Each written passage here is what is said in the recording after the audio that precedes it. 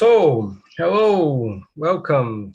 I'm Marco Souza, President of Musimagem Brazil, the Association of Composers for Audiovisual, and also Director of this great festival, Musimagem. And now we are here with two great guys, Michael Carlson and Robert Towson, that have a really great story about soundtracks, CDs, label, everything. Also, we have João Batista Melo from Musimagem Brazil, director of Musimagem Brazil also.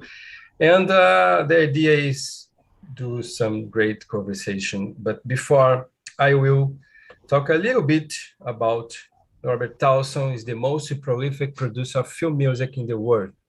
Towson was vice president of Varese Sarabande Records, the oldest and largest soundtrack record label for nearly 30 years, on which he produced approximately 1,500 albums, working with nearly every legendary composer from past and present. He has produced several live concerts and has collaborated with major festivals of the genre around the world. Towson founded his first record label, Masters Film Music, in Canada in October 1985, and his first release was Prophecy 3, The Final Conflict by Jerry Goldsmith, composer for which he would release more than 80 albums.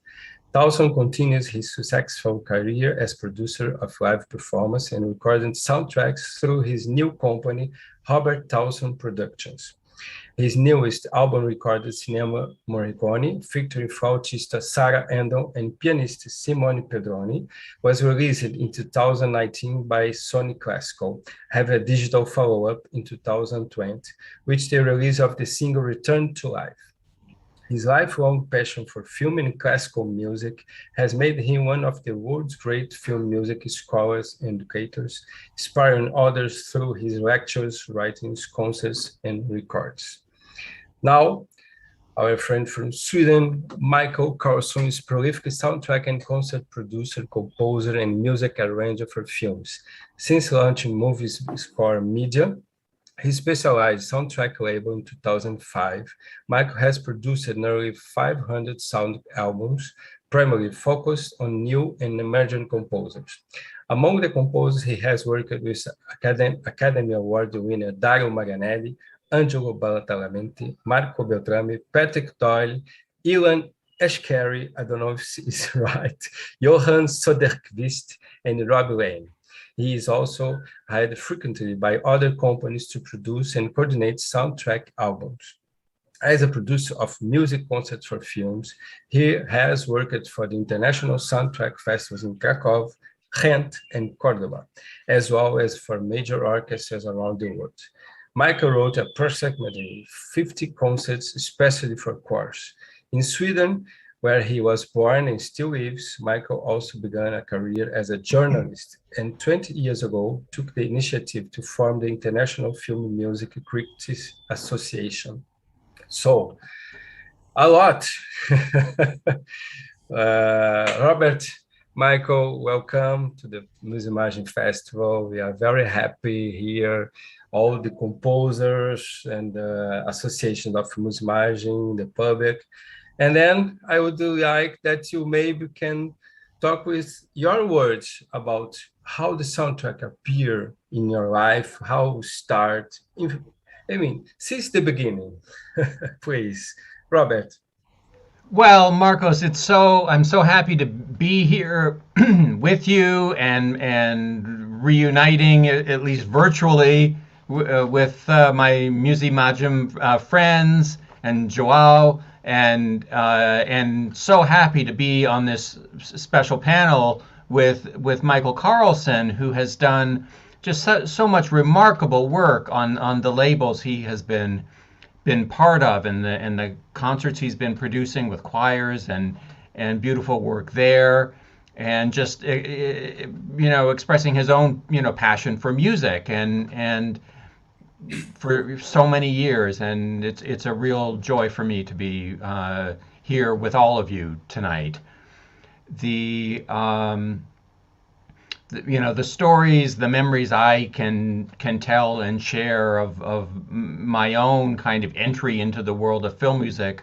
There's certainly stories I've told in the past, but I think they resonate in that they are so about.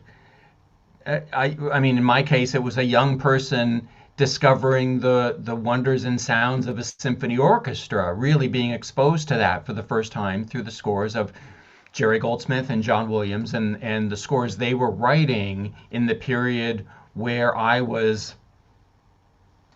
my ears were being opened by these scores, and I was being introduced to music and film music all concurrently through epic, powerful scores like Star Wars and Superman of John's and Star Trek and Alien of Jerry's.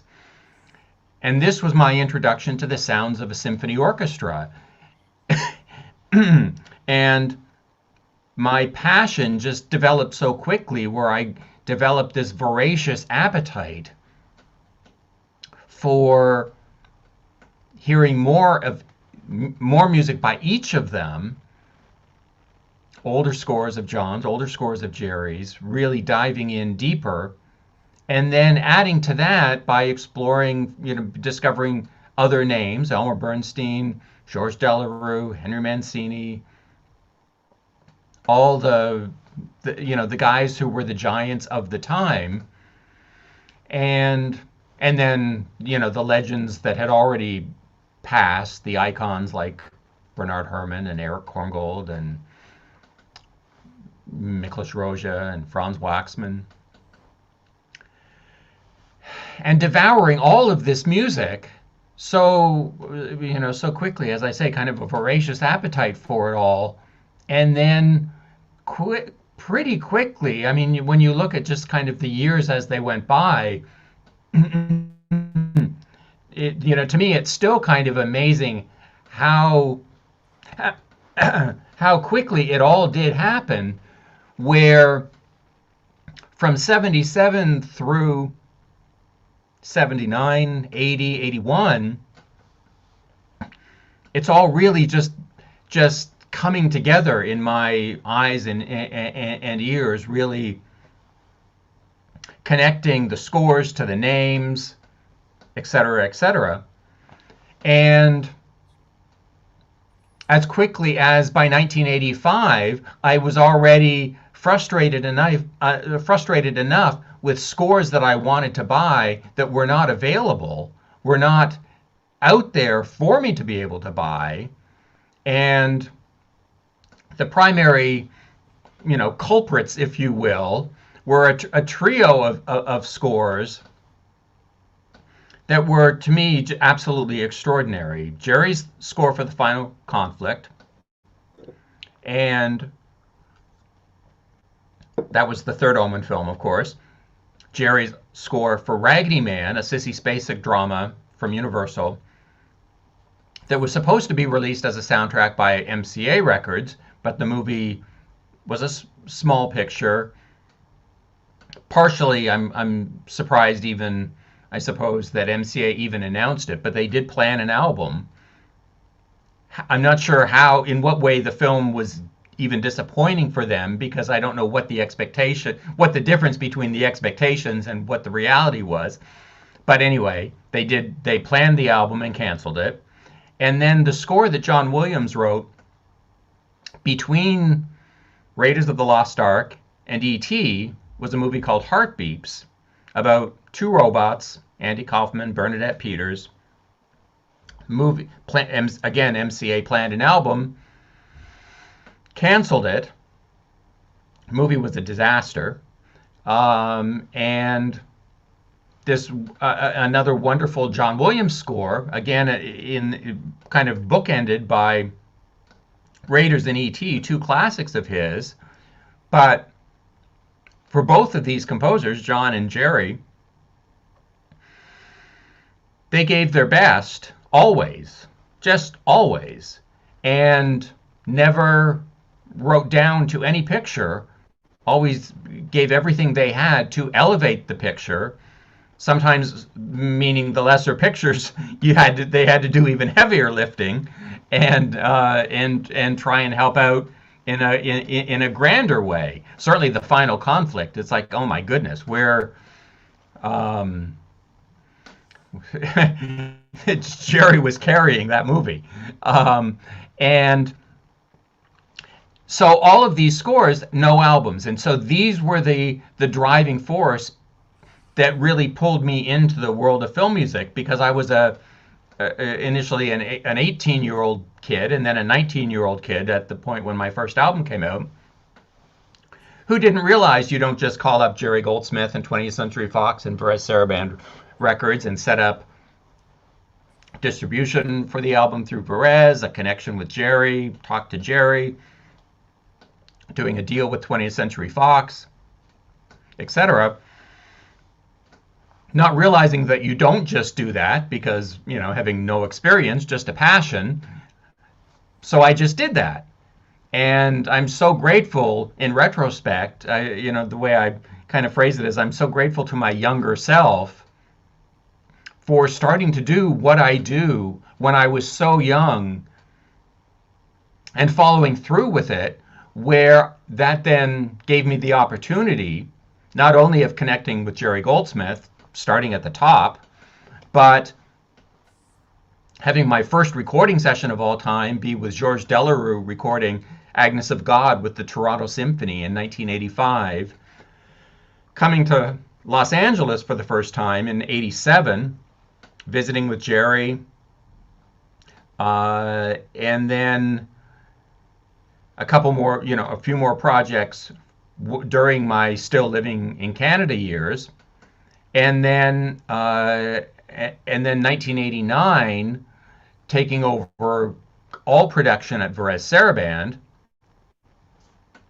and connecting, personally, and really developing very close relationships with Alex North, and visiting with Roja, Miklos Roja, a number of times at his home. Alex and I was going over, for lunch, and we started talking about projects and music and his scores, Jerry's scores, Mahler.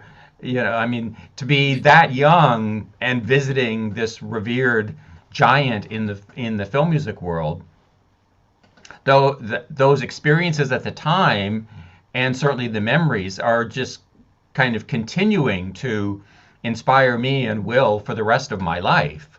Those memories of being with him, a composer who I often say I always felt just the most palpable sense of genius when I was with Alex from any composer I have ever been with, worked with, and spent any time with. And that includes, almost all of the great composers of the last, who have worked over the last 30 years or more. And I cherish those memories. They were, so special. And I could talk. We could spend the entire hour and a half of just Alex North stories of those afternoons, mornings in his studio, waiting for his wife Anna to prepare a lunch for us upstairs, and things like that. But anyway, that was sort of kind of a bit of a roundabout way and a long story, but that was my entry into this world, and the giants who were the giants of the time and will be the giants of film music really forever. These are the Eternals, I'm forever grateful that I was able to have them part of my life and part of my, what really, fire and fuel me to have not just a passion for the music, but a real personal connection with so many of these composers. And it really does all become very personal. We're often, people, people in business, people doing whatever they do, a repeated phrase often is, don't take it personally, don't take it I'm not part of that world at all. It's very personal. It's my life, and I take the work that I do seriously in ways where realizing that because of the unique position that I've been able to hold for so many years, it's not just an aspect of taking the work seriously and certainly enjoying the work, but being as prolific as I can, do as much as I can do, but also looking at it not just as a as something I do, but that there's an element of, in the best possible way of saying it, I don't look on it as onerous at all, but there is a responsibility that goes with this position, I think, because for things that I can do because of the position the unique position that I've been able to occupy, and the connections that I've made, both with composers and film studios and music department presidents and music department lawyers, and just all the relationships that have come together and been part of my career and life so far. Those connections again make things possible for me that I think would be a lot harder for someone else, if there was even someone else ready to jump in and do that. The reality is there probably isn't that person in those ways, and so there things that if I don't do them, it means they don't get done. And in a lot of the cases or recordings or and whatnot that I'm referencing in that case, it's like that can't be. They can't not get done. And so I look at it as my role to do it, and that's particularly in the decades past, that's been the approach I've taken for during the period of time that I've again held this position and been doing the work I do at the pace that I do it. And I could go on, but that's I'll pause there. Okay, great. Michael, and you? Hello. Oh, Well, oh. it's so fascinating to sit here and listen to Robert's stories and his the way he entered the business as such a young person, only 18, 19 years old. That's quite an achievement. And I think that what's interesting is what you say about the how sometimes the lack of knowledge and the lack of knowing what your role or position is makes you do things. So that there was nothing weird about going to 20th Century Fox and saying, I want to do this, and let me do it. And you maybe you had a tough negotiation. I don't know if you had that, but I think it's very interesting that there's something about the youthfulness that we want to keep all through life, to be bold enough to do things. Kind of a youthful naivete. Yeah, exactly. Which helped you to achieve things that everyone in this room is so grateful of. And I have a connection with you, Robert, when that goes back to my start in the business. I think I told you this when we met personally, but just to go back to the question, what the entry into film music was. As a kid, I very vividly remember when my father had been visiting the cinema. He was a touring musician at the time and had been in some city in Sweden with his band, and he and his friends had gone to see Close Encounters of the Third Kind. And he was he was completely he loved that film. He really from the first, I think he saw it many times, But what he did was he bought the album. If you remember the vinyl with the fold out, and you had the picture and you could see the spaceship. And as a kid, I was 7 or 8 years old, and he loved to play this LP for my mom and me. He played it on the LP player. And he told us the story because we hadn't seen the film. And he told the story, which obviously is interesting. He played the record in sequence as the record is. Obviously, I know now that he must have had some kind of genius going on because it's not in chronology, the LP. But he told the story. And it was so, and I remember there are some scary atonal cues in that score, Lutoslavsky, Penderecki kind of stuff. And I was really frightened as a kid by that music, but also very fascinated. And, when it comes to the end and it's so beautiful, there was something that sparkled something inside of me, but I never realized that that there is a world of film music. So I think as a kid, I was listening to the radio, and there's in Sweden, there's when I was a kid, and still is a public radio station which is devoted to classical music, and I was listening to that quite a lot. I remember specifically, I had a tape recorder, and I taped stuff, and I was listening to Mozart. I was listening to Ravel, all that kind of stuff. And Ravel really hit something inside of me. I was listening to The Mother Goose. If you're familiar with that, it's a very impressionistic, romantic, quite modern still, but accessible piece, which as I learned afterwards, there's certain parts of that at the end, a final movement that resembles parts of Superman by John Williams, how it builds up. And I listened to that, and I was listening to that radio channel. I was always trying to find that kind of music that really, created images.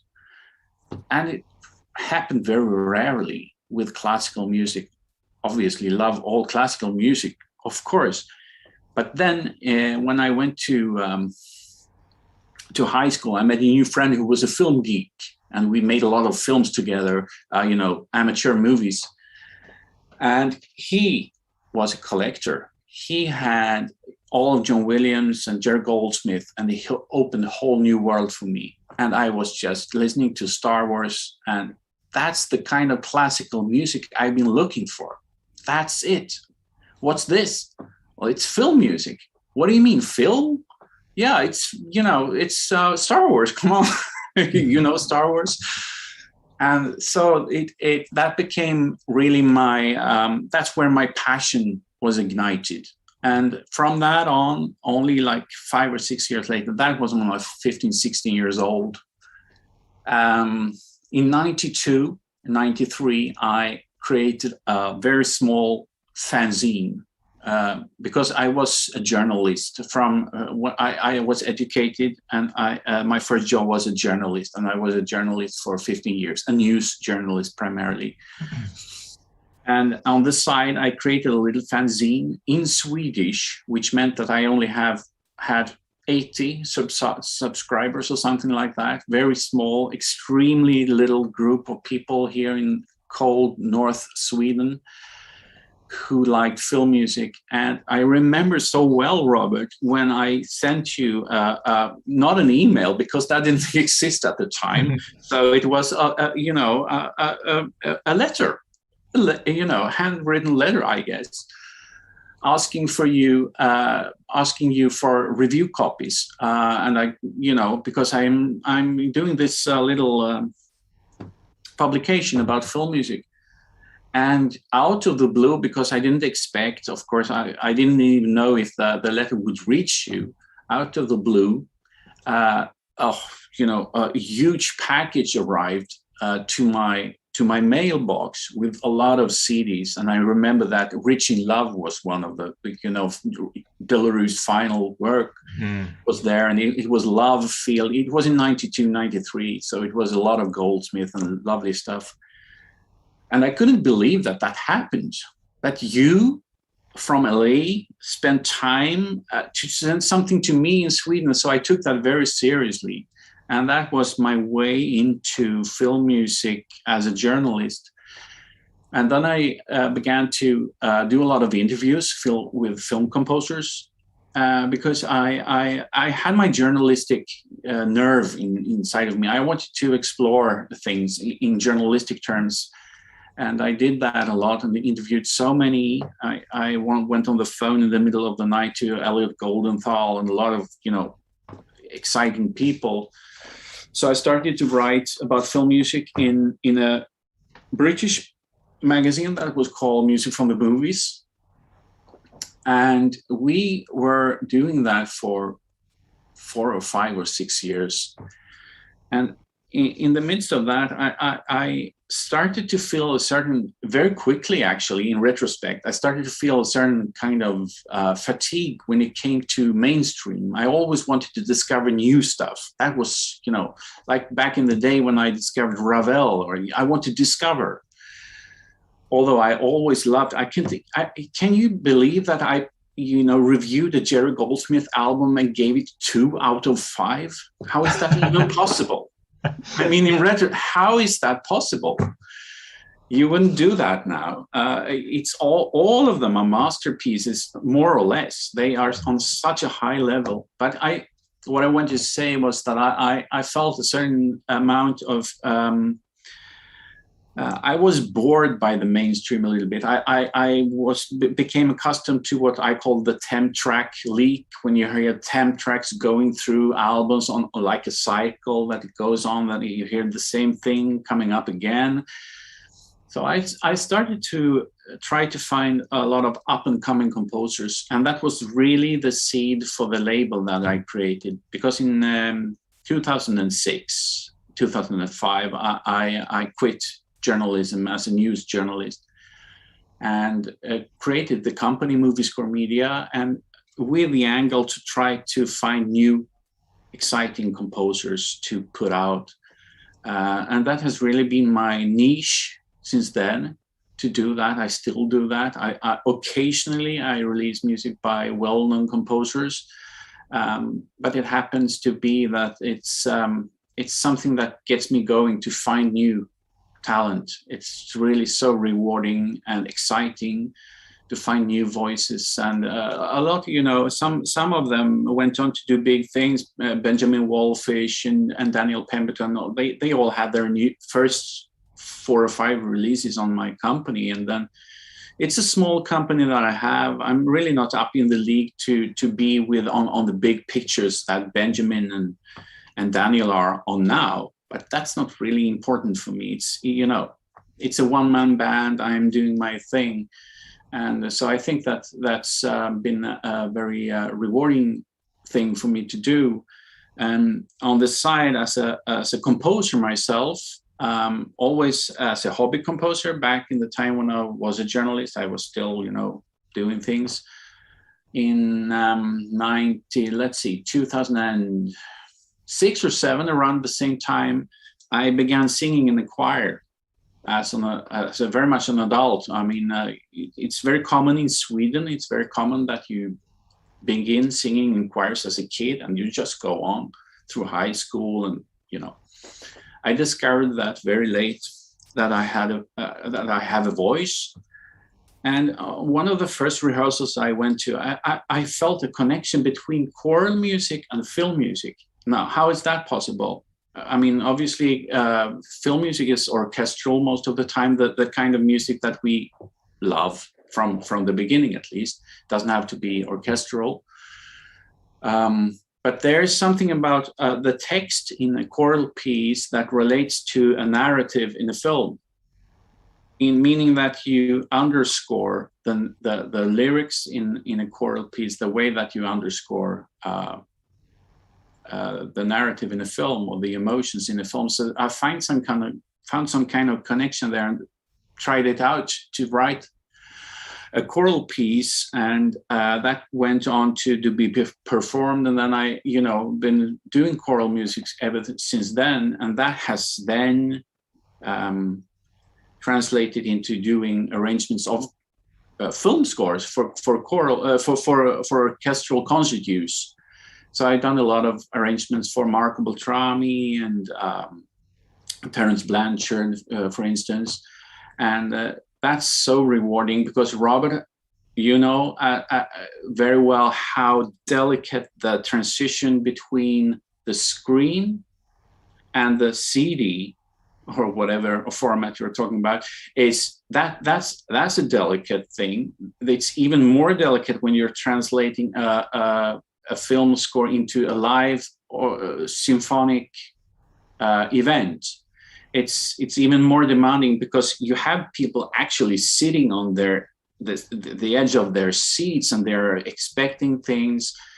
So that has become one of the most rewarding and challenging and fun things to do, is to take some film score and bring it to the concert stage and make it, even more, standalone than it is from the beginning. Mm-hmm. So in short, that was not short, but that's my story, the background story for me. Amazing. I was listening and I tried to remember my first soundtrack also that I remember. And I remember that I went to the cinema with my father. My father was a great guitar player. And also he was one of the first musicians that recorded his own album in 1979 and created Association of Independent Musicians here in Brazil. He also wrote a book about how the musician can do your own album, no? In that time. And I remember the kid, Charlie Chaplin. I really remember the music and the scene. And after that, I remember the movie about Akira Kurosawa, Kashamuja, because the silence, the percussion was. I still remember some silence of the movie of Akira Kurosawa because my father loved Akira Kurosawa. And then, João, you remember the first soundtrack that you in your mind? I think that is very interesting. Listen, you, Robert, Michael, Marcos, telling about how the soundtrack appeared in the life, because it's the same story.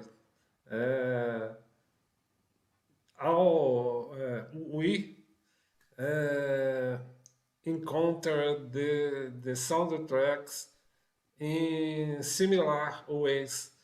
For example, Michael tell about the Close Encounters of the Third Kind, Contatos Imediatos do Terceiro Grau, em português, em Brazil, of Spielberg and John Williams. And I remember the LP with the spaceship, the beautiful album. The memories are very similar. And wonderful. I remember the airport album that was one of the first that I buy. It's very interesting, these memories that we share. It's a love affair. It's a love affair, really. Yes, of course. A shared passion and Shared passion. international brotherhood of loving film the fellowship. Yes. Fellowship of the score. Yeah. Fellowship of the score. This is a wonder. This is the wonderful world of soundtracks. Yeah. João, you must speak a little bit loud and close, for please. I understand. Yeah, it's better. Oh, It's yes. better. It's better Robert, now? The amazing thing, just to say, the amazing thing, which I was even kind of sharing this thought with, a class of composers here in Krakow earlier today at my master class here, but the work that the esteemed composers that we'll reference, I'm sure, many times through this conversation, but of course the music that the legends like John Williams, Jerry Goldsmith, Alex North, Elmer Bernstein, et cetera, they create for these movies that we love, but the music itself, both with the film and on its own as a soundtrack album, after the point of composition, recording, and release, these CDs and the films go off and kind of lead lives of their own, becoming discovered and embraced by people all over the world. And, just kind of breaking down all international barriers, really proving the whole aspect of the international language of music that we all understand. It touches us all. And for each of us being, hearing and reacting to so many similar scores, but in these farthest flung, from each other, as we're all scattered over the world, and of course, other, people like us, other film music fans in all of their corners of the world, but all reacting to these, so many of the similar scores and similar composers, all being moved by the similar themes. And it's really a powerful thing to see the work of these few handfuls of composers really become an entire art form. Yes. that sweeps the world and captures us all in its magic. I think that one of the things that we all probably could identify with is the notion that you're alone in loving film music, that you're basically, no one understands what it is about. What are you going on about? Film music? What is that? Can you listen to that? And then you discover, internet is bad in many ways because we have a lot of fake news and blah, blah, blah. But there's one thing with it. It's really connected, the scatter out fandom of film music in a very good way. I think that it might be even more so in countries not being the United States, because the United States is so still very, very film. Specifically, film is such an American. We feel that it's a very American art form and part of the pop culture that we all share. But if you live in Sweden, in a small city in Sweden, no, you're the only one who knows what film music even is. So when we had the opportunity to connect via internet and the message groups that grew up when the internet was new, that was crucial for film music in a way, or at least for film music as a cultural phenomena outside of the industry, more or less. I think I don't know what it was like, Robert, in the 80s and 90s, how you really did that, how you were able to reach out with your product, because now it's Facebook and Twitter. That's where you do it. How did you do it? Of course. Well, yeah. When I started doing this, it was before all of that, and so in terms of the period of time before I became a professional in the industry, there was no kind of reaching out aspect of things. It was just looking for any possible things to just absorb.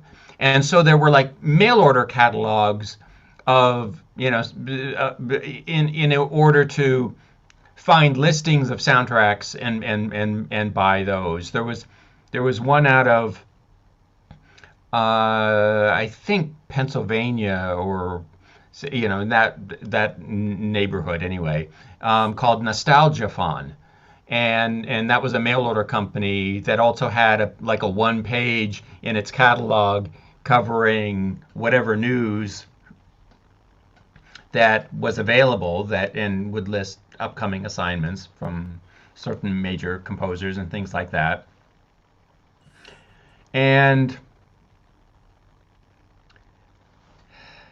But then as I started doing entered the business and the art of the world of film music, really in a professional sense, then there was the aspect of finding a way where, of course, I did my first album, The Final Conflict. It was very successful, sold very well, reviews were great, completely embraced. So success. My second album was Jerry's score for the film Lionheart. Lionheart was as a movie a disaster. It was the last picture that Jerry worked on with Franklin Schaffner.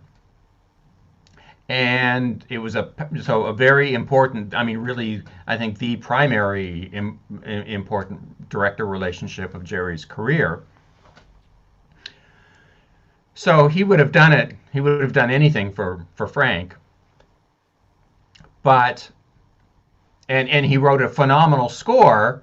But the movie, it was an outright disaster. It had no release at all. I think it opened in one theater, one theater in Texas and one theater in Toronto, each for a week.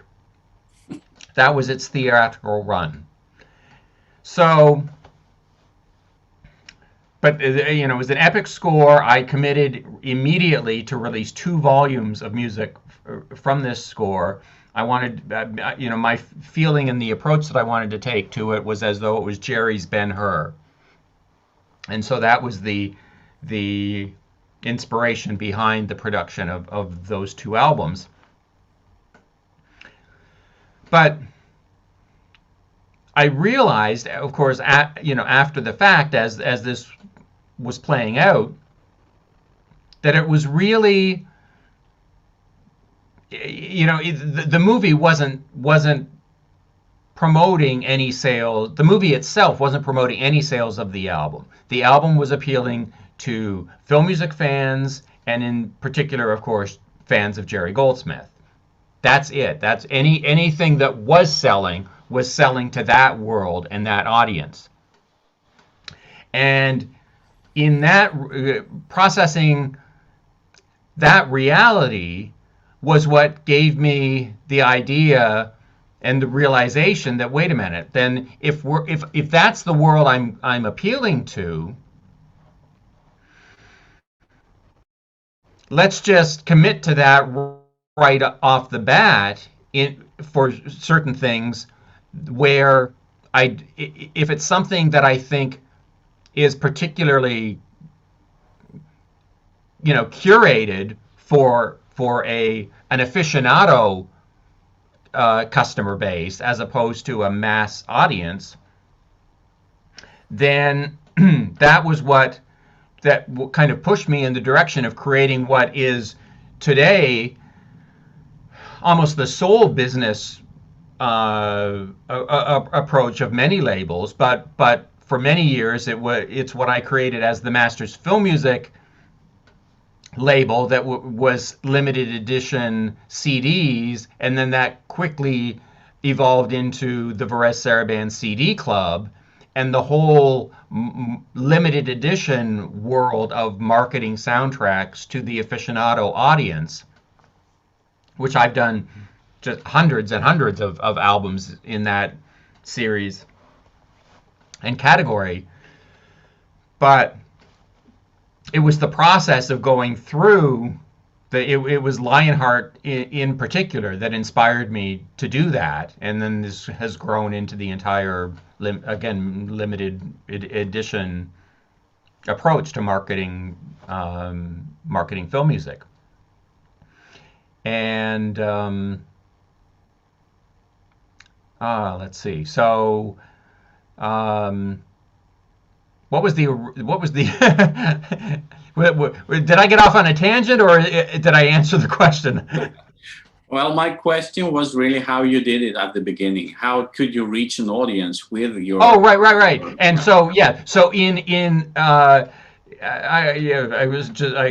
got so deeply into the backstory, but then in doing that, in establishing the CD club, the avenue to do that was mail order, and was reaching people by mail.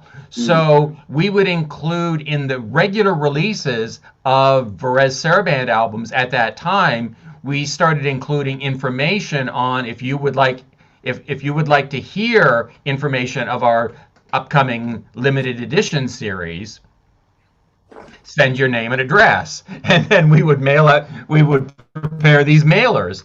And so I have I've still got kind of archive copies of some of them, where it's a little, kind of not newsletter, but a little flyer with photos of the albums and information on what's on it, and people would fill in their order forms, and we would produce the CDs. The inlays would have a little box. I would go through and hand number them myself. So it would say limited edition, and then there would be a box, and it would be like 1 through 1,500, 2,000, 3,000, however many I was making. But those early CD clubs releases were all hand numbered by me. We had one guy who did the shipping at Varese Sarabande, and he would take care of coordinating the mailings going out. I would design the flyers and include all the information on them, and that was the way you contacted people, just sending them something in the mail, and then they would send their order back. You'd get a check with a little order form with checks in various boxes, and my goodness, those early days. I mean, even when I was so involved even in the art aspect of Varese, designing all the CD covers, and would be designing them on these art boards, needing to the process is like melting. You have a wax melter that you put like little bricks of wax in this roller, and the wax melts, and you roll it onto the back of this and these pages of typeset text, and position them on art boards, and then have it photographed, and then have color separations done, and all this like antique technology now. I mean, it's almost Flintstone level non-technology, but still, that was the process, and it's just, of course, transformed into a whole different world from what was then. Great. I was thinking, how was those productions with the CDs? Your conversation with the composer about the order of the CD. I mean, I did some CDs, and I put in order of the appearance in the movie, to accompany each song in the movie. I don't know. I did this once, but how was both of case in your productions? Well, I mean, for me, it was always a matter of one or the other of us, the composer or myself, depending on either how much time I had to watch a film and become familiar with the score, or the composer, if they had freshly finished it or whatnot. Whoever did the first pass on kind of preparing a track list and then we share it with the other and get reaction. And there was a limitation in many cases, and for many years, because there were union issues with any scores that were recorded in Los Angeles, limiting the length of the album to 30 minutes. So in doing that, you're of course leaving out so much music from the score, and it really makes little sense to, there's no sequence or film sequence overtly to stick to in that context, and it really wasn't overly part of something I thought about, where I wasn't trying to maintain a story aspect of conveying the film through the album. The album was making its own statement and just becoming the best listening experience possible. And certainly that's the way, Jerry was treating the albums he was doing before he and I started working together as well. Listening to his soundtrack albums, and you would see a structure of what would be side one, how he would begin it, how he would end it, what would be side two, how a side two would begin and end. Look at something like Masada. I mean, it's just such a masterpiece of a recording he did that was done just for album purposes, separate from the score. He wrote and recorded the score for the film, the telefilm Masada, and recorded in Los Angeles. The album recording was done in London. Really kind of transformed the work even to a bit larger orchestration, and it's just a masterpiece of a recording, I think. And that it's kind of that concept was more of the direction of what I was taking generally on coming up with these 30-minute sequences for a couple decades worth of releases.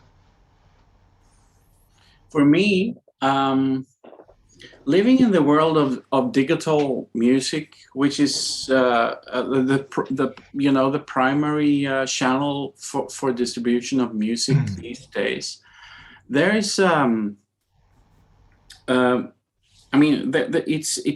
it goes in two different directions. The first one is obviously there is no cost no longer involved in releasing a complete score.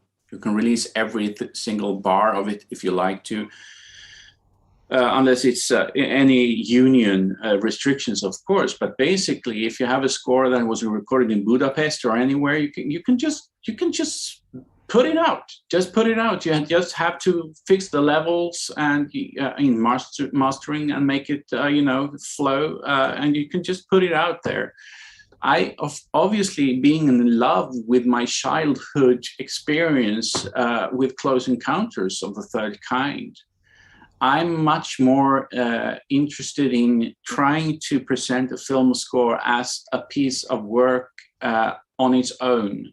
Because I had this debate many times with different people, and some composers don't like me for it, I guess.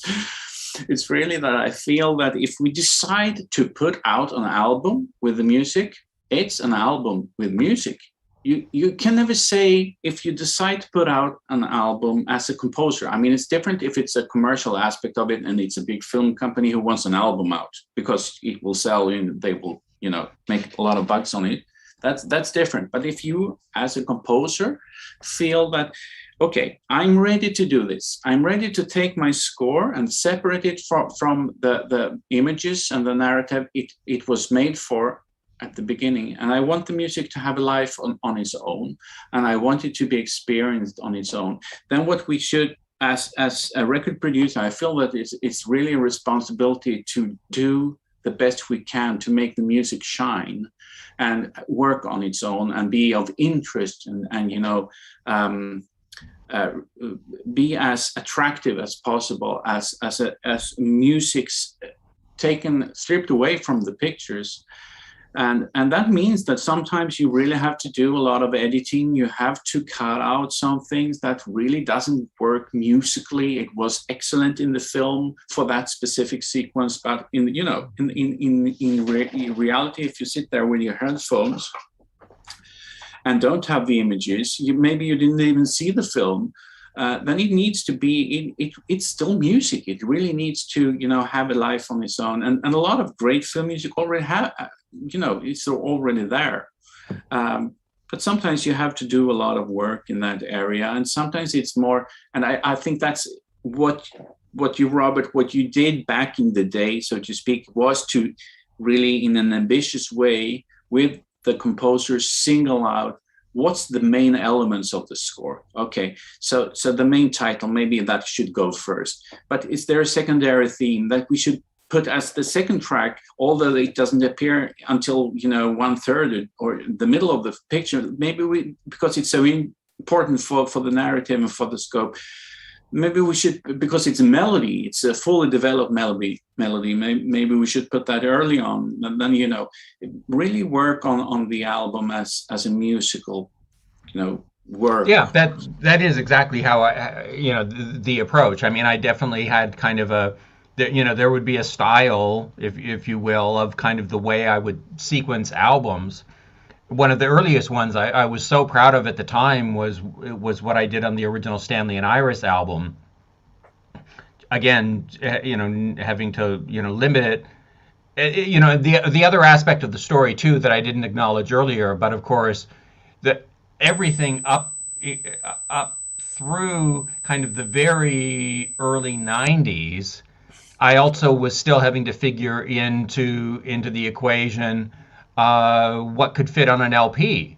Because yes, even though LPs were already gone in the U.S., I was having to do LPs for Coliseum Records, our German, our European distributor.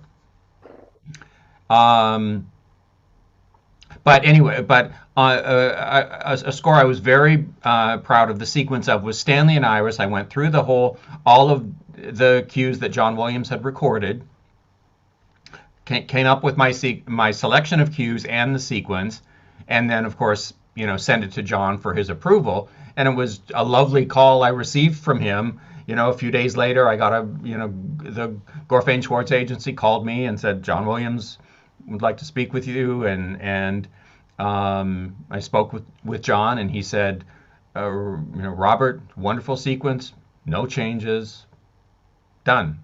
And then that's what it was. There was not he changed absolutely nothing, and so that album was entirely kind of what I felt was the way to present that score, and I was thankful that he agreed.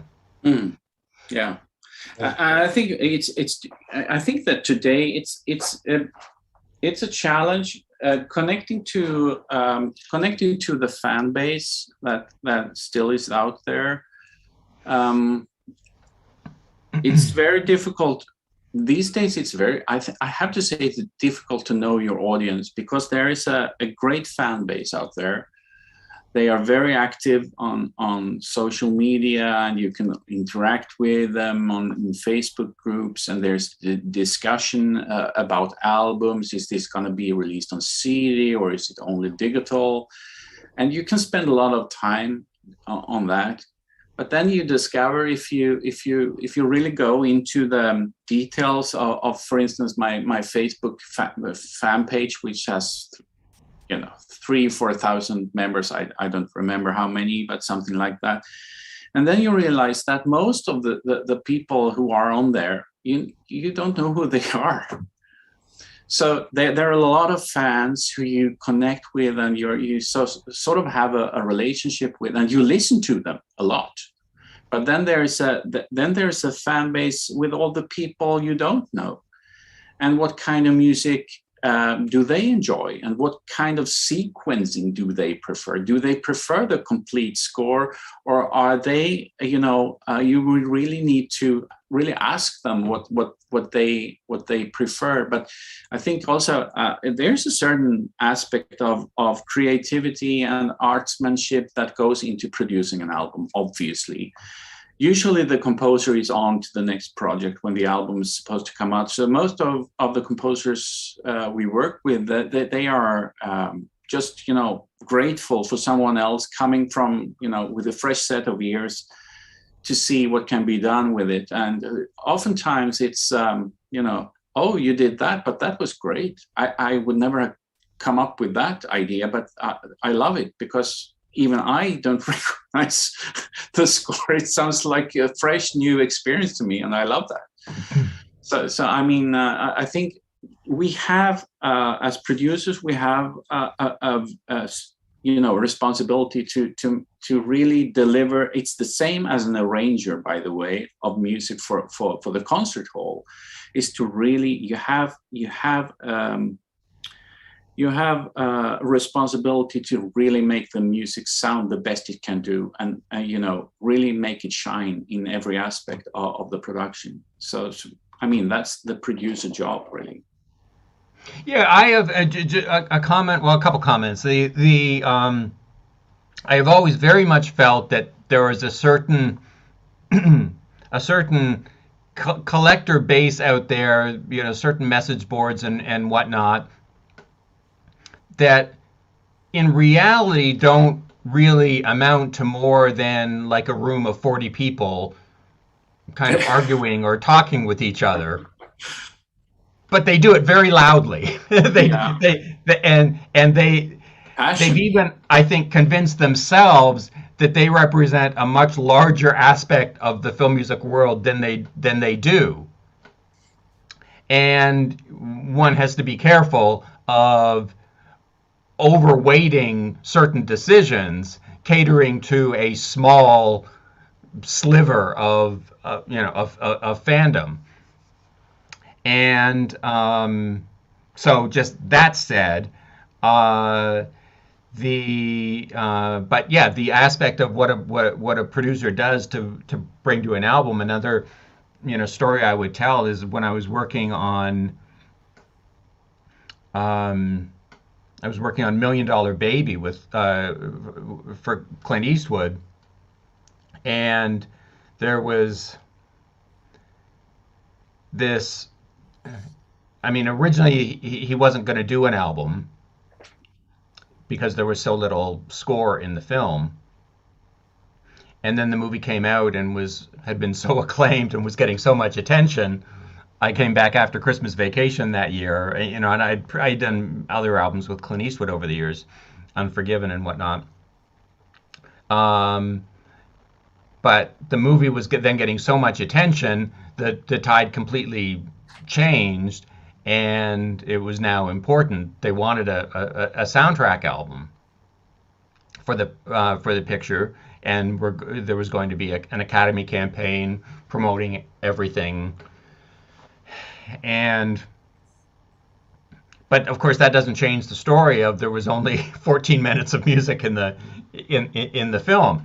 So they Warner Brothers and Malpaso, Clint's company, are calling me asking if I would do the album, and I said, well, send me what you've got. And so they send over the score, and it's 14 minutes of music. So I call back and say, okay, so I've got the score as used in the film, but can you send me all you've got? Send me everything from the sessions. Send me rehearsal takes, send me everything you've got. And so then that came in. So then I started going through and incorporating takes where maybe they they run a rehearsal take on one of the cues, but a rehearsal for just the strings, for example, or just this section or just that section, and start taking aspects of the score that aren't even complete unto themselves, but are giving me material that I can work with and put in a certain sequence where I can start growing an album out of it. And and ultimately came up with I think a 35-minute sequence of music from only 14 minutes of final takes, and all of these rehearsal takes, and then that album that I created in that way turned Clint Eastwood into a Grammy-nominated composer. It was his first nomination as a composer, for the Grammy Award, and then another kind of funny story in variation on that was Jerry working on a movie called Fierce Creatures for Universal, and another short score. So normally, if Jerry was working on something that he knew there was going to be enough, a significant enough amount of music, worthy of an album, or if he was really excited about a score, he would call me early on to make sure I was getting the rights and going to be on board for the album. But in the case of Fierce Creatures, he knew it was going to be a short score anyway, so he was telling me even before he left for London to record, don't worry about this one. There's only 18 minutes of score. And I said, oh, okay, well, yeah, 18 minutes. If that's all there is, that doesn't work for an album. So I understood, and off Jerry went to London.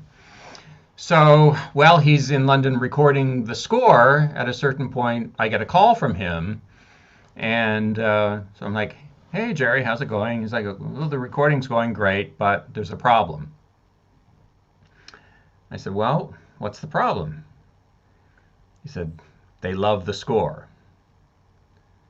Well, okay, doesn't sound like a very big problem yet.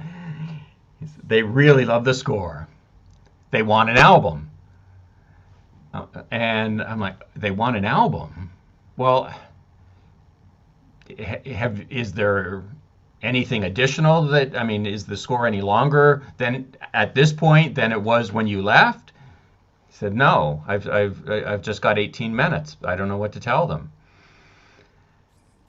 I said, well, it's got to be at least 30, Jerry. I can't, there's no way to do it if it's not at least 30. How do you get it to 30? So he pauses for a minute. And this is November, I think, yeah, it was November of that year. It was just prior to Thanksgiving. So he's in London. Thanksgiving is like the following week, is the upcoming weekend. And so he pauses for a second, and then he's like, so what you're telling me is I'm not coming home. And I say, well, yeah, how do we do this? And so he said he would write extensions to cues and schedule another session in London, but he would and he'd write a few new cues and do some more recording. So he stayed in London an extra week or two to do an added 10 or 12 minutes of music based on the original score he had, but just expanded into album. And so then that's what became the Fierce Creatures album, where there's 18 minutes or 19 minutes of music from the actual film, but then another 11 or 12 minutes of stuff that Jerry did just for the album, but actually writing for the album. And then it's funny, of course, then in contemporary times where you have certain fans that are, kind of lobbying for an expanded edition of Fierce Creatures. And it's like, guys, even the album that's out there required Jerry Goldsmith to spend 2 extra weeks in London to record it. There's no additional material. But anyway, that just a couple albums with interesting backstories behind how they became what they were. Yeah, yeah. Now, I mean, what's the situation today in digital distribution is that the length is really not an issue anymore. You can release an album that's 18 minutes. I've done it many times now, and it's it's not an issue anymore. If a score is 18 minutes or 1 hour and 18 minutes, it's more of a problem, in my opinion, if it's too long. I'd rather prefer that it's distilled and interesting in 18 minutes than baked out to a thin layer in 17. Yeah, that's a completely modern. That only happens in the digital world, because I'm of course referring to an era where a release meant a CD release. Yes. And so if you're selling a CD, again, mass market to all the record stores around the world at the time, the CD is going to be selling for whatever a CD sold for at the time. And my goodness, the letter, I mean, if we ever had done a 20-minute CD, the letters would not have stopped. I mean, there would have been complaints and returns and all sorts of issues. There was no way around needing to have a CD couldn't be shorter than what was acceptable for a regular LP release. Yeah, that was kind of what kind of pre-established and set the 30-minute limit, for union issues, and the 30 minutes as the minimum release length of a soundtrack for those years. When I asked you about the order and sequence, I remember the CD by Michael Nyman, the piano, because I can listen since the beginning to the end, and I don't skip any track. Which CD you remember now that you put since the beginning and listen all the CD? Well, I would say the original Close Encounters is one of those. I think the classic scores, these great album sequences and things like, I mean, even Jerry Goldsmith's Under Fire, the LP sequence of what he did on that. That's one of my favorites. Masada is a brilliantly presented album, I think. Yes, absolutely. And I mean, the way that they did it in the 70s and 80s, but I think it was primarily in the 70s, maybe that where it was really, the LP was different from the film. Yeah, the Fury. Yeah, amazing. It's it's a music album. It's not a film score rendition or whatever. It's a music album, and Capricorn One, another one. I mean, Capricorn One is fantastic. Yes, you can listen. It's completely exhilarating from start to end. So there are many of those. But then we have the mishaps like Gremlins, for instance, or Inner Space, or any of those. Yeah. Those are just it's a joke, of course. How about the Karate Kid? Exactly. But that happened. I mean, it was part of the business and the culture back then. And thankfully, we're not there now. Do you remember the time when we had albums, one pop album and one score album? That doesn't happen that often these days. It was more common in an era of 10 years, maybe 10, 15 years when that happened all the time. Mm-hmm. The Batman Prince and Danny Elfman was one of those famous when that happened.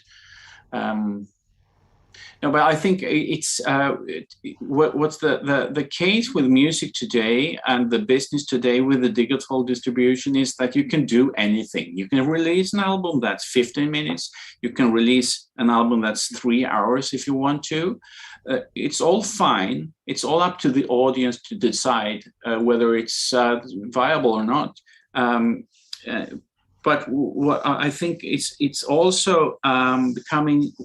There was a time where curation was more important than it is now, where the composer, him or herself, mostly himself back in the day, would really be more cautious when it came to what they put out.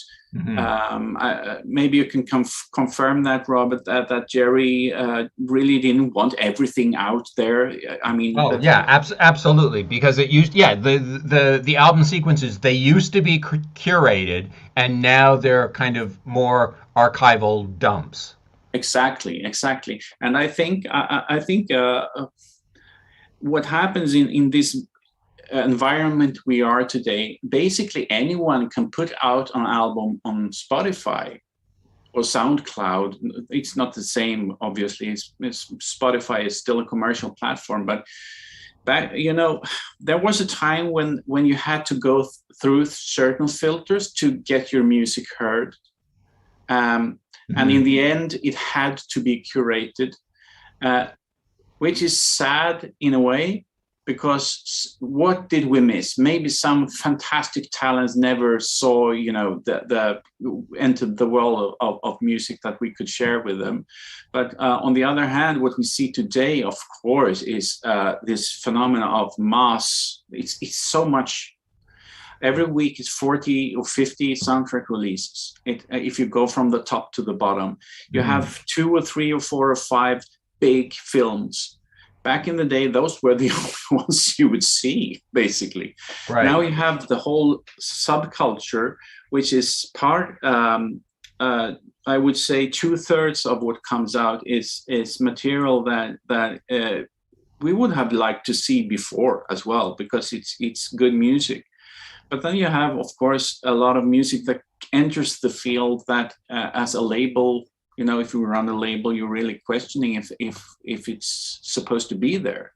We can't put. Well, there's so many scores that don't even get to really even present themselves in their best possible light, because the album is sequenced into like 27 seconds here and 15 seconds there and a minute and a half, and nobody even puts any effort into which of these cues could be put together to make something that is really worth listening to, or certainly much more palatable to the ear, as opposed to just here are all the cues as they were recorded for the film, and it just kind of reflects a cue sheet, nothing more thought of than that.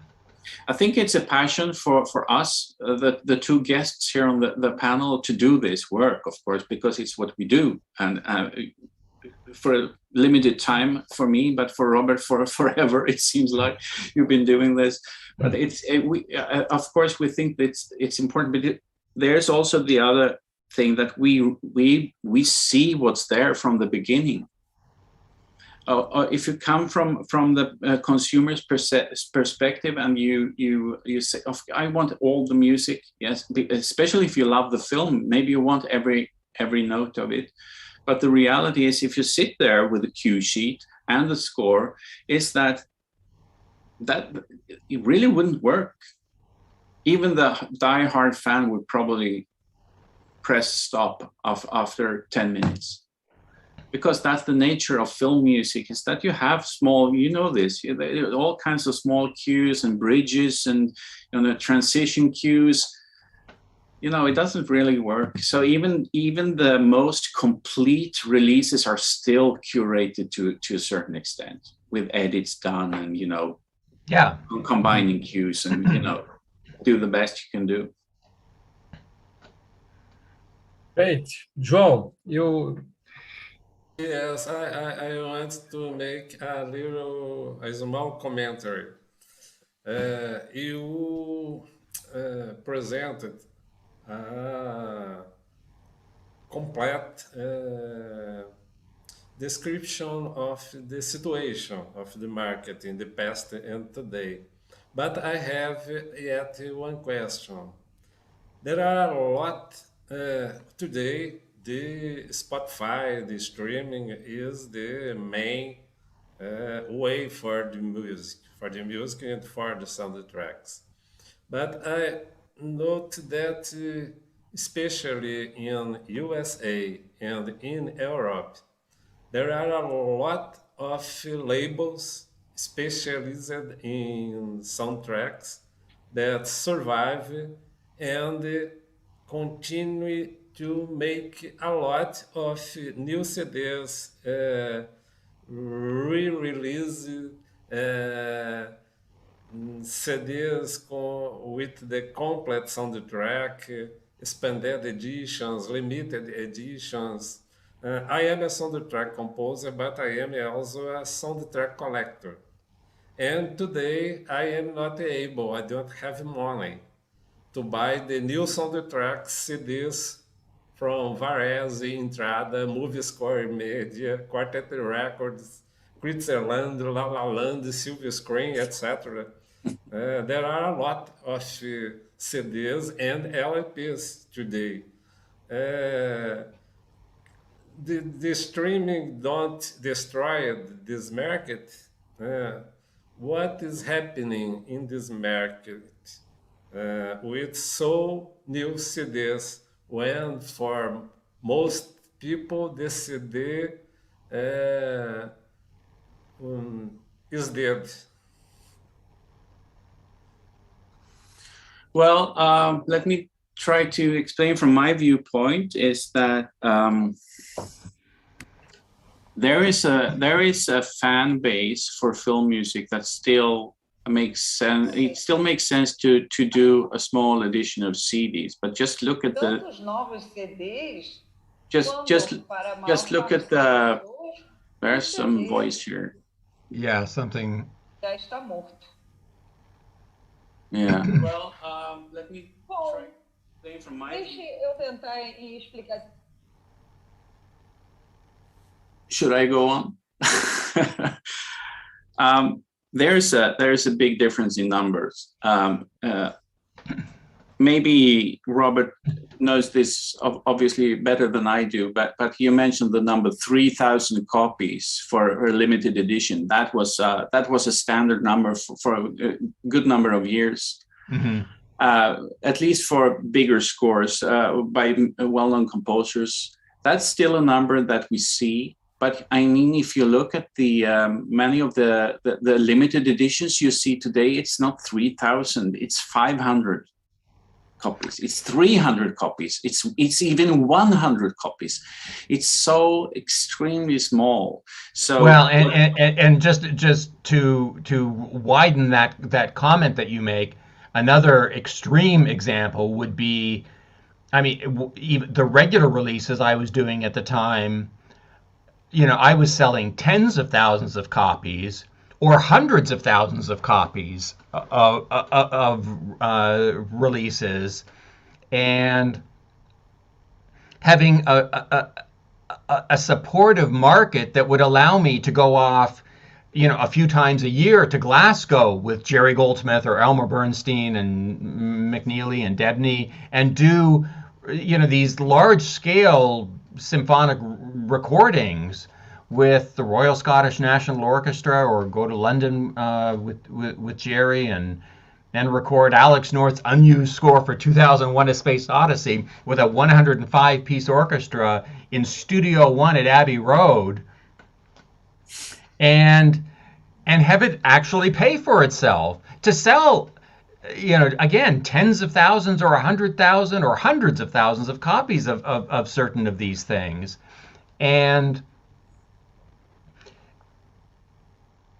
it just seems unfathomable now because, even scores, whether it's How to Train Your Dragon or Conan the Barbarian or anything that is given a limited edition now or released now is being made a limited edition, and you're seeing 3,000 copies or 2,000 copies or 1,000 copy or 500 as you say. But it's just such a striking difference between the numbers that are being sold by these labels, and so many of them are even issuing and reissuing the same score over and over again, and it's passing from one label to another. And every year, or even in sequential years, there could be a new version of the Blue Max or whatever, some classic score from the past where even I lose track of the number of editions there are of certain scores. And if I can't keep track, then just saying. Yeah. But the numbers we were able to enjoy, thankfully we did at the time. But what a different world from what's being achieved now, because it's unfortunate that the audience doesn't exist to be able to allow such a greater investment into the recording process itself, and bringing in great composers and conductors with great orchestras, and doing special recordings, and having everything support itself, great engineers, all of that. It's definitely a different time in that world. It goes again in it's there are two aspects of it. It's that it's more difficult to do the lavish big productions because it's more costly, and it means that we need to either have a very high price on the CDs that we do, or we can because there is no the audience isn't big enough the interest is not big enough really to make that kind of product, to do it on a larger scale.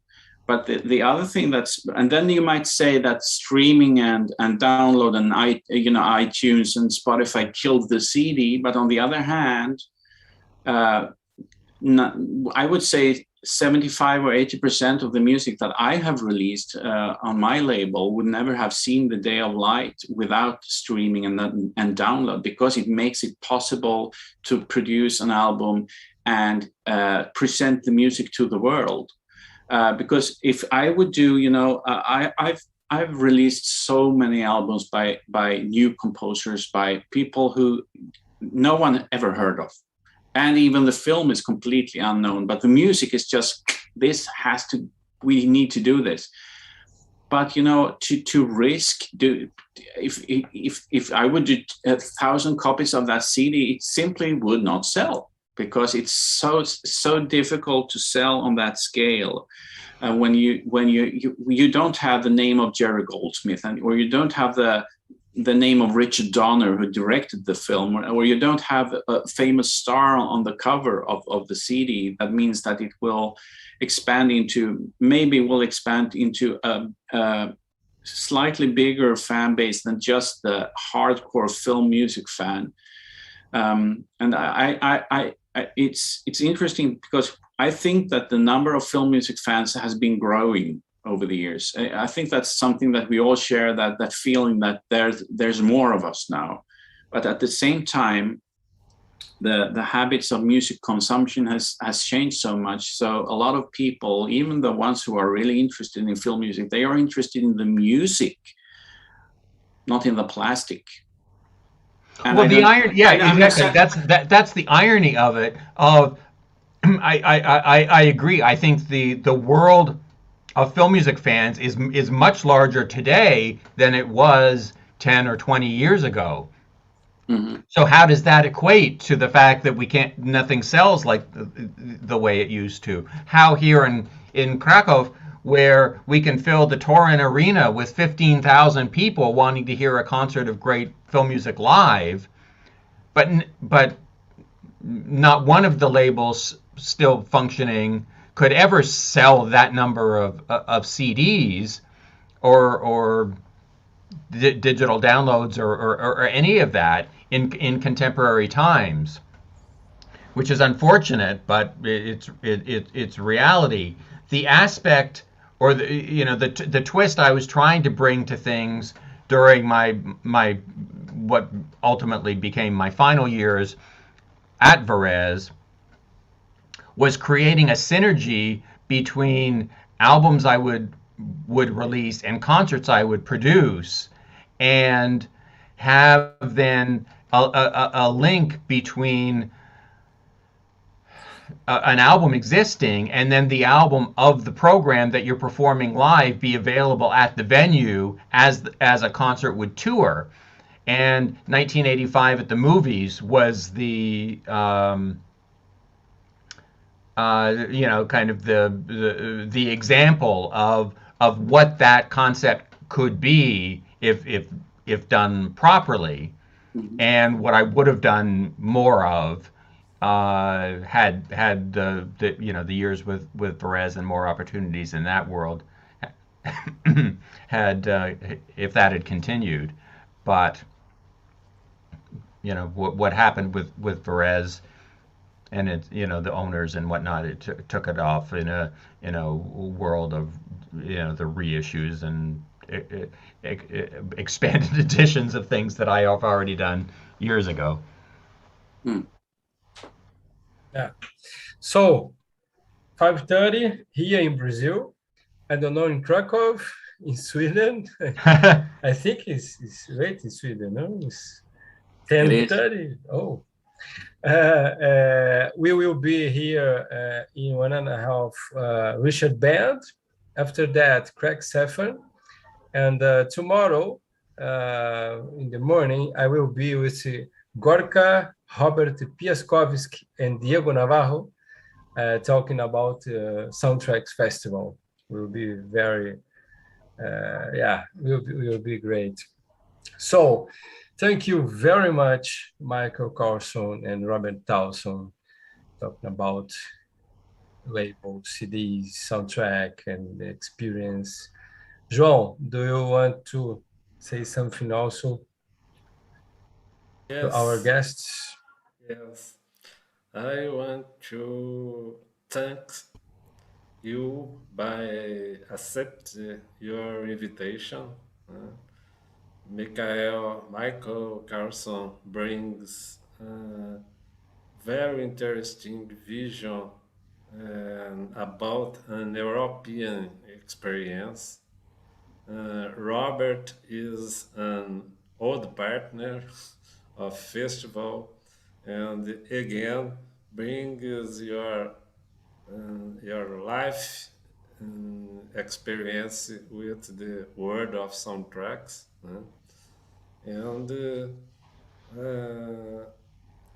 we can to learn more every time that we listen you. Thanks, and I like the of know about our international love affair. Thank you. That's what it is. Hope and we wait for you here in Brazil, maybe next time, and also maybe to find some new albums, CDs, or at least record some Brazilian composers. Who knows? Yeah. Well, it's been lovely to be here speaking with all of you tonight. I really appreciate the opportunity, and it was fun just visiting old film music memories and sharing our all of our passions for music. And it does continue to be an exciting time in the world of film music, of course, both with the amount of music. Where everyone has the opportunity of finding new scores and new music that moves them. Almost everything is available from new films, it seems, these days. And hopefully, as we emerge from this pandemic, we'll be bringing so much more film music to live venues and festivals and orchestras around the world, which is such a great inspiration of mine, too, using the opportunity of presenting things in concert to give my composer friends the opportunity of expanding, creating new suites, creating a whole new repertoire of presentations of music and film music, where it's film music in concert is not just about porting a cue from a film and putting it on stage. I like the reinvention aspect, or even the transformation aspect, where you take just a melody of something and grow it into take it in directions that it didn't have to go in the film. Wasn't even an opportunity of taking it in that direction. But the concert stage is a completely different creation and platform for the music. And so I think all of these many facets of music, of film music, are create a very exciting future, I think, for all of us to continue to be part of. And of course, again, just enjoyed so much talking with all of you about this evening. Couldn't agree more. Very nice to meet you all. And it seems that you have something really, really good and promising going on in Brazil with the festival. And I, with my label, I really have to say that I made a post on Facebook a number of months ago where I had been doing some math, figuring out how many countries I have represented in my catalog, but it's a lot, but there's still no Brazilian. So I need to do some homework there to get some Brazilian film music on the label. And I really share Robert's vision when it comes to film music in a live setting, because it's really one of if we've been talking about a bit of a decline in the film music exposure in terms of CDs, but if there's one place where it really is growing, is concerts. And for general audiences and for film music, fans, and a combination of these, we're doing a concert here in my hometown in a couple of months with a lot of television music. The Mandalorian concert suite is going to premiere here, and this is going to be presented for a general audience, as a concert hall, family audiences, and it's really how it's so wonderful to bring orchestral music to young people, and to let them enter the world of orchestral symphonic music through film music, the way I did as a kid, and I guess all of us did, and to then maybe go on to Beethoven and Ravel, or whatever, but really to make them aware of this magical landscape of harmony and rhythm and colors and all of that. So it's a bright future, I think. Yeah, it's true. Last year, the orchestra played, I don't know, I think 10,000 people watching in YouTube, the orchestra playing soundtracks. It's true. It's completely, yeah. Let's see tomorrow what happens. Good luck. Good luck. Thank you. Thank you very much, Michael, Albert, João Batista, Marta, Ricardo, Caio, and see you in some minutes with Richard Band. Thank you. Bye-bye. Thank you, everyone. Good night. Night. Good night. Have fun. I will. Thank you. Bye.